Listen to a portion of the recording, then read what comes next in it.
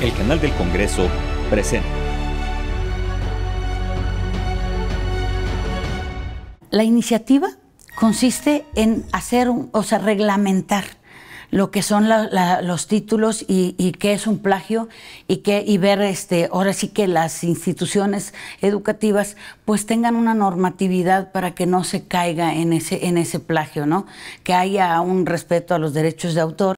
Integridad y honestidad académica son al menos dos de los valores éticos que se espera deberían prevalecer entre quienes aspiran a ejercer una carrera profesional. Sin embargo, cuando la propia tesis es producto del plagio de textos e ideas, el panorama no es muy alentador y para corregirlo surgió una iniciativa en el Senado que revisaremos más adelante. Por ahora les doy la bienvenida a esta revista informativa de la Cámara Alta.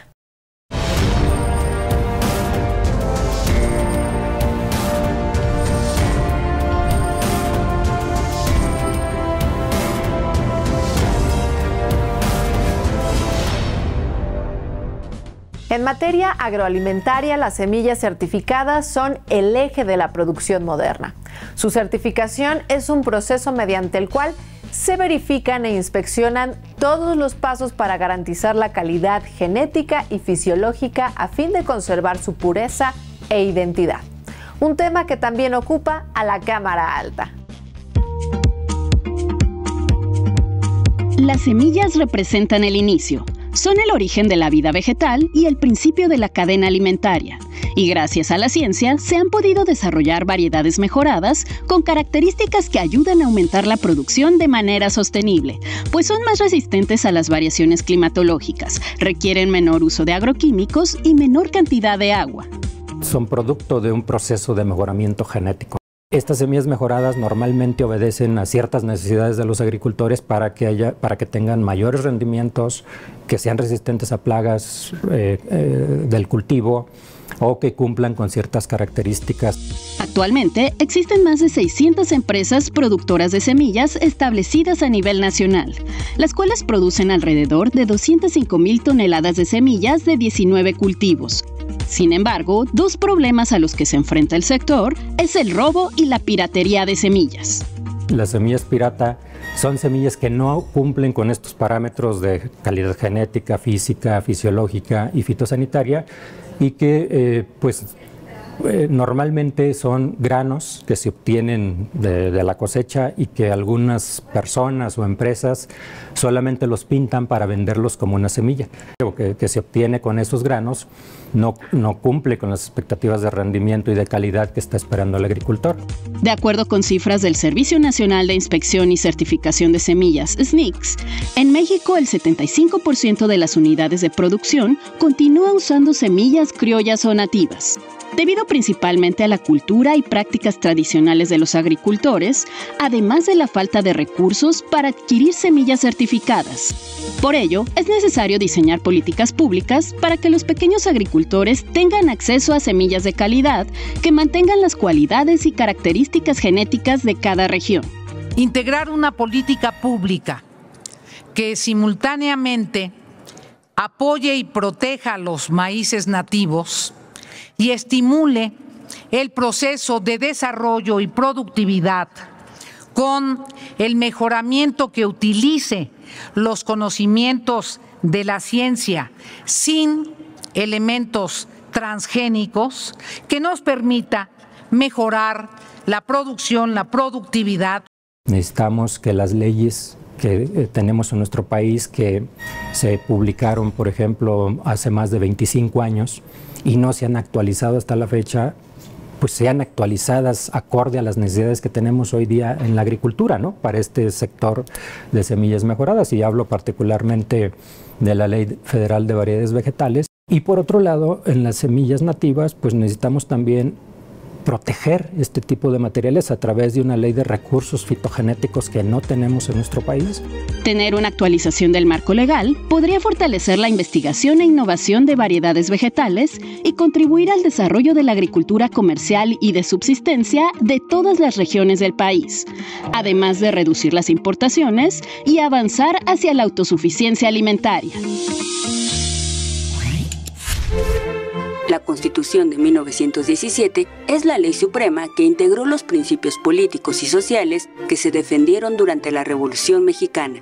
Después de 2 meses de intensos debates y controversias, la Constitución de 1917 quedó integrada por 136 artículos divididos en 9 títulos, todos transcritos letra por Perfecto Arvizu Arcaute, el calígrafo oficial del Congreso del Constituyente de Querétaro.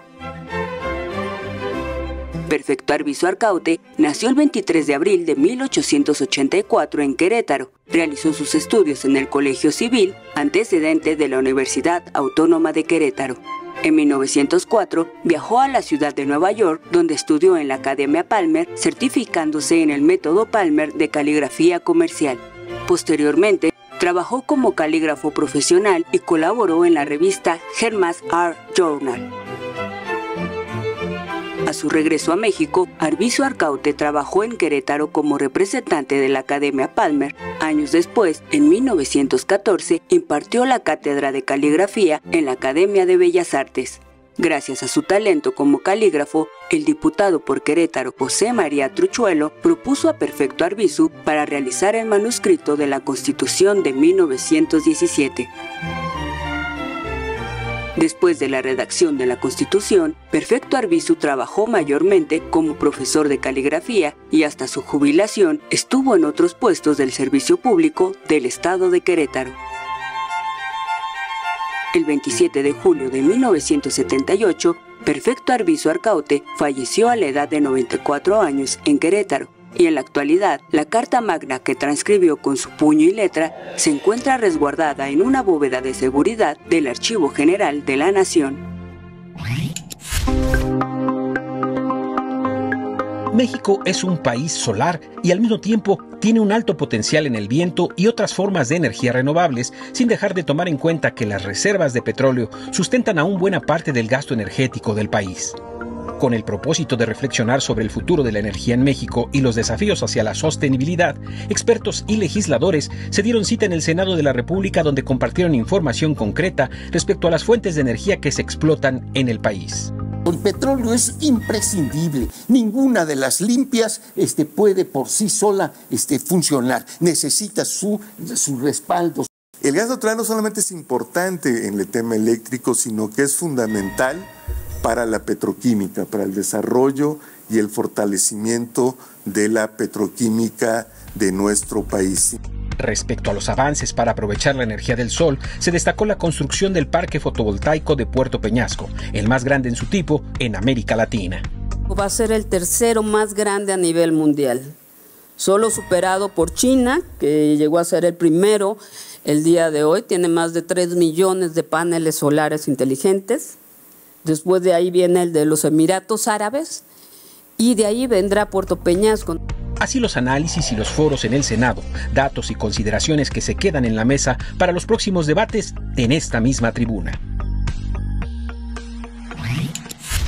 A raíz de que se dieron a conocer ciertos casos de plagio de tesis profesionales, el año pasado el Consejo Universitario de la UNAM aprobó cambios en su legislación para anular cualquier título profesional que se haya obtenido de forma fraudulenta y muy específicamente por plagio de textos. Haciendo eco a esta medida, se presentó en el Senado una iniciativa para que por ley se haga extensiva esta sanción en cualquier institución educativa. Las tesis profesionales no son un simple requisito académico, son el fruto de años de estudio, investigación, creatividad, trabajo y dedicación. Las tesis, además de ser obras literarias, son la llave final para recibir un título profesional que respalda la ética y conocimientos de un profesionista. Con la intención de garantizar la honestidad y respeto a dicha expresión literaria y de conocimiento, en el Senado de la República se ha presentado una iniciativa que busca hacer posible la revocación del título profesional a aquellas personas cuya tesis profesional sea producto del plagio. La idea es que si una persona comete un delito como es el plagio, pues se le quite el título, porque no tiene derecho a estar usurpando un conocimiento que no tiene. que haya un respeto a los derechos de autor y que este respeto pues también tenga pues castigos más severos. Los derechos de autor actualmente son reconocidos y forman parte del marco jurídico de nuestro país. Estos se encargan de proteger todo tipo de obras creativas, siendo las tesis profesionales una de ellas.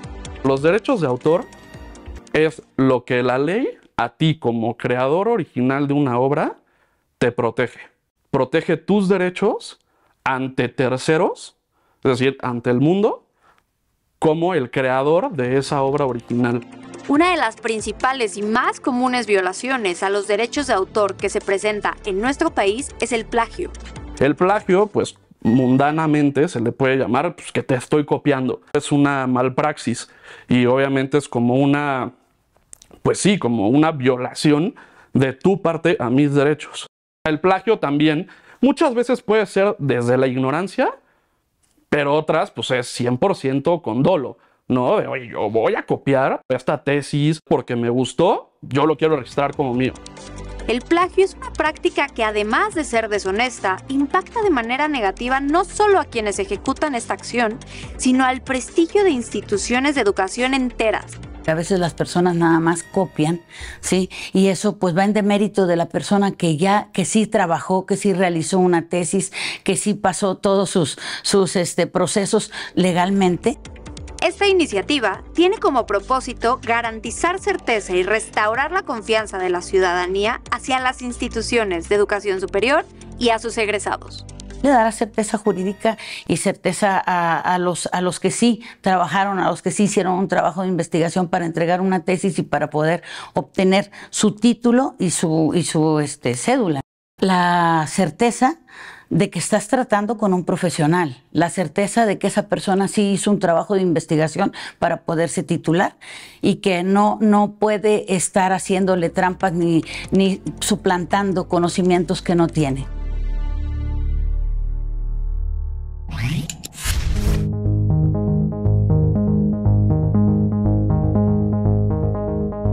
A causa de la baja fecundidad y las altas tasas de envejecimiento, la Organización de las Naciones Unidas ha advertido que la inmigración será el principal motor de cambio de la población en al menos 60 países. Esto ya ha comenzado y se proyecta que así continúe hasta el 2100. En Estados Unidos, por ejemplo, la población se reducirá en 13% para 2054 y 36% hacia 2100 si no existiera la contribución de la inmigración. Este escenario, con sus respectivas variaciones, se replicaría en países como Dinamarca, Finlandia, Islandia, Irlanda, Países Bajos, Noruega y Suiza. En total, 62 naciones enfrentarían dicha dinámica.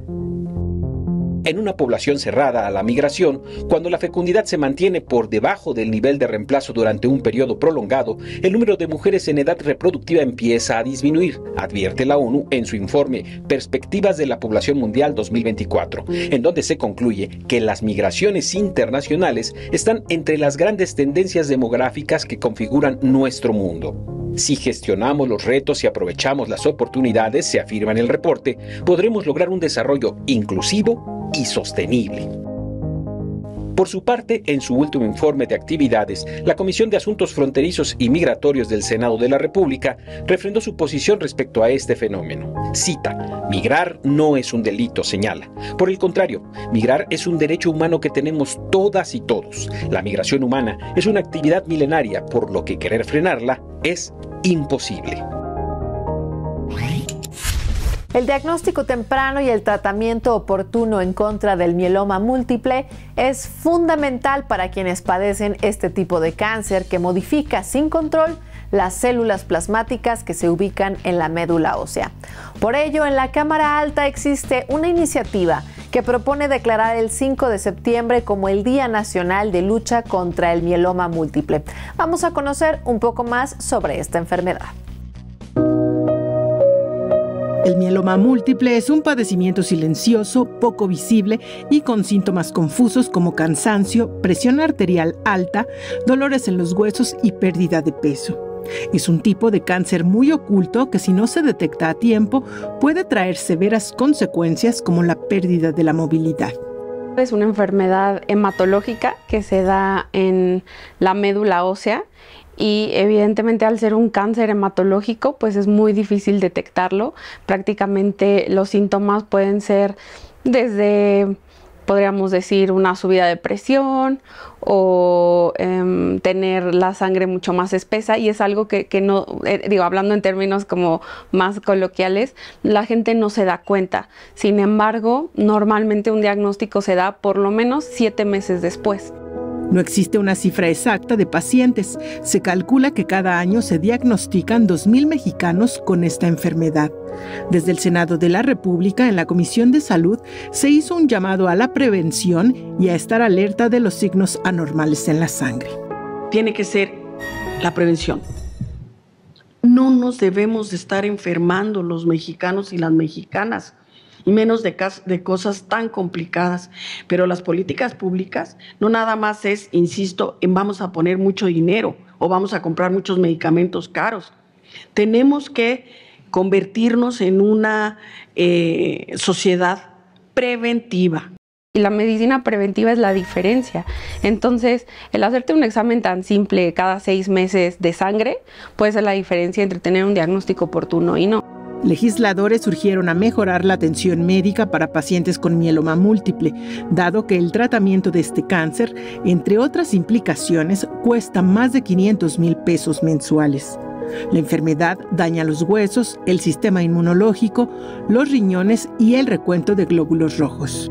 El mieloma múltiple es un problema que lo hemos estado conversando, platicando en muchos foros, en muchas plataformas, que sí nos está causando mucho dolor, sí nos está causando mucho gasto económico, consecuentemente no es un problema fácil de resolver.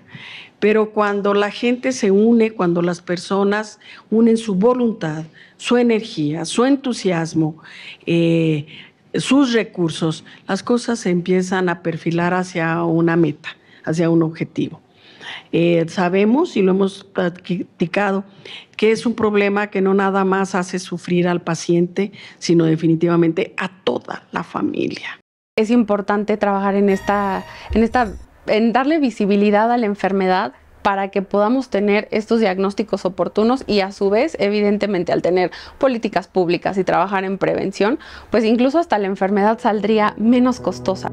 La actual presidenta de la Comisión de Salud se comprometió a que en la próxima legislatura buscará la aprobación del dictamen para declarar al 5 de septiembre como el Día Nacional de la Lucha contra el Mieloma Múltiple. La Cámara de Senadores es uno de los órganos más importantes del Poder Legislativo, en el diseño institucional de todo Estado moderno y democrático. Desde la Constitución mexicana de 1857 hasta la Reforma Constitucional de 1874, México solo tuvo una Cámara Legislativa que congregó muchas atribuciones a fin de servir de contrapeso al Poder Ejecutivo.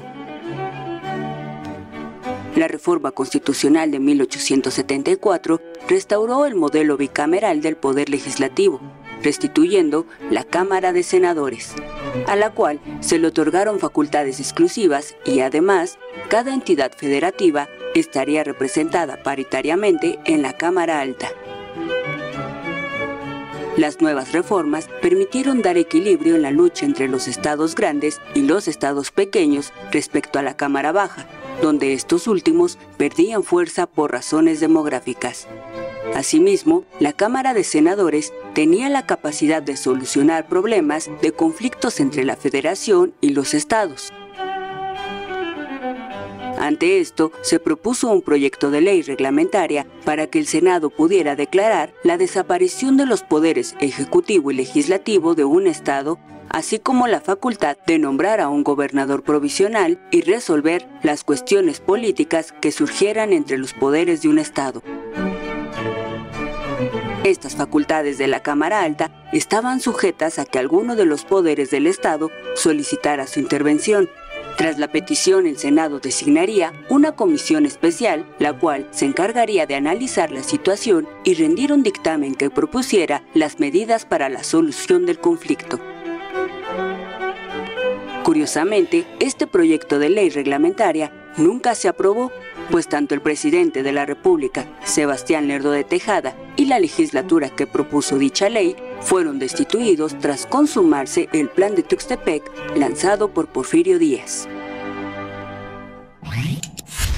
Deducir sin límites los gastos por colegiaturas e inscripciones de escuelas privadas es una propuesta que comenzó a generar interés entre diversos grupos parlamentarios que buscan reformar la ley del impuesto sobre la renta a fin de apoyar a la economía de las familias mexicanas que tienen a sus hijos en instituciones educativas particulares. Vamos al detalle. La educación es un derecho establecido en el artículo 3 de nuestra Constitución, y como prueba de ello, existen más de 229,000 escuelas públicas en México. Sin embargo, algunas familias, con todo y el costo que significa, optan por instituciones privadas, las cuales ofrecen diferentes enfoques pedagógicos que enriquecen el panorama educativo. Ella entró desde tercero de kinder y pasó ahorita a sexto de primaria. O sea, lleva prácticamente toda la vida en esa misma escuela. Al principio empecé a pagar 2,000 pesos y en la actualidad estoy pagando 4,800.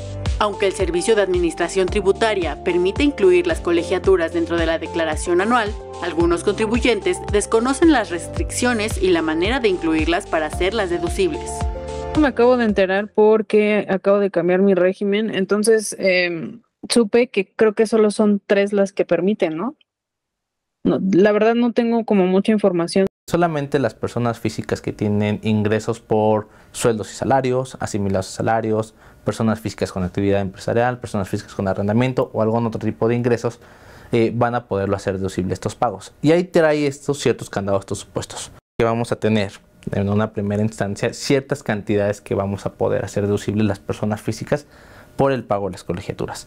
Estamos hablando, y están distintos niveles, estamos hablando desde preescolar, primaria, secundaria, hasta bachillerato, es como lo marca, bachillerato o apoyo técnico, una carrera técnica. Con el objetivo de apoyar la economía de las familias que han decidido utilizar los servicios educativos de instituciones privadas, la senadora Giovanna del Carmen Bañuelos de la Torre propuso reformar la ley de impuestos sobre la renta para incluir dentro de las deducciones los gastos destinados al pago de colegiaturas y cuotas de inscripción efectuados por el contribuyente para los niveles de educación básica, media superior y ahora el nivel superior. La educación, como todas y todos sabemos, es un pilar fundamental para el desarrollo del Estado y de la sociedad. Es la auténtica llave para vislumbrar un país basado en la igualdad de oportunidades, de respeto, de compañerismo, de desarrollo social e individual. Mientras la reforma avanza, el especialista da algunos consejos para realizar una deducción exitosa del pago de las colegiaturas, como revisar que las escuelas están registradas debidamente ante el SAT, guardar las facturas que emita la institución, así como realizar los pagos de las colegiaturas a través de tarjetas o transferencias.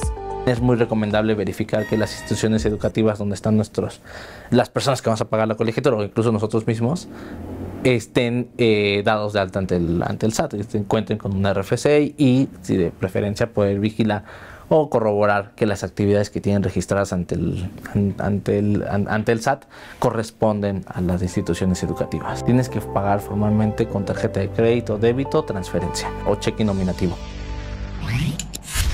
Con esta información llegamos al final del presente capítulo de Cámara Alta, pero antes de despedirme les recuerdo que tenemos una cita en este mismo espacio la próxima semana para continuar analizando los temas de la agenda política del Senado de la República. Comentarios, sugerencias y aclaraciones, por favor, a través de los medios de contacto que aparecen en pantalla. Soy Paulina Usigli, pásenla excelente y hasta la próxima.